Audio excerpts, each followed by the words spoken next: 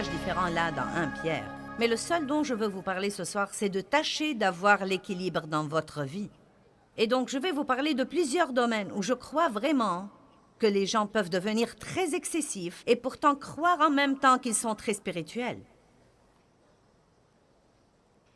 Par exemple, je crois qu'une personne peut être excessivement spirituelle. Vous dites, que veux-tu dire par là? Eh bien, quelqu'un qui essaye de créer un contexte spirituel pour toute chose va devenir bizarre. La Bible dit que nous devons renouveler nos pensées.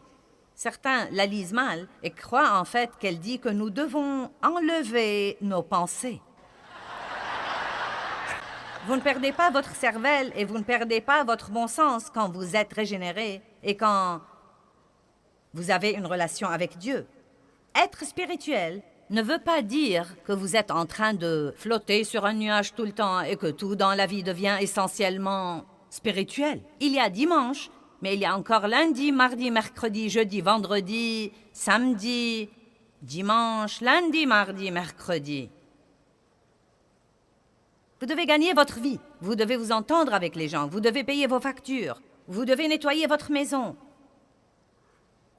Et vous ne devez sûrement pas parler partout le langage chrétien avec tous ceux que vous connaissez et leur donner l'impression que vous êtes fou.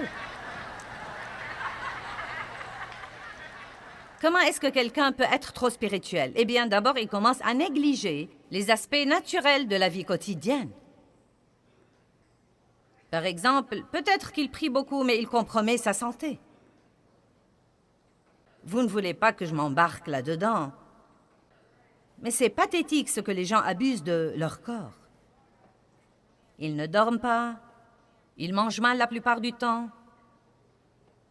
ils ne boivent pas assez d'eau, ils ne prennent pas soin d'eux-mêmes, ils ne font jamais de l'exercice et se sentent mal tout le temps. Je vais prier pour un miracle.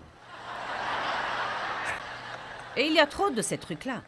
Il y a des gens qui ne font pas ce qu'ils devraient faire et ensuite prient Dieu d'arranger les choses. Nous sommes les associés de Dieu et il nous mène et nous montre ce que nous devons faire. Dieu guérit les gens, mais il dit aussi « allez et ne péchez plus ».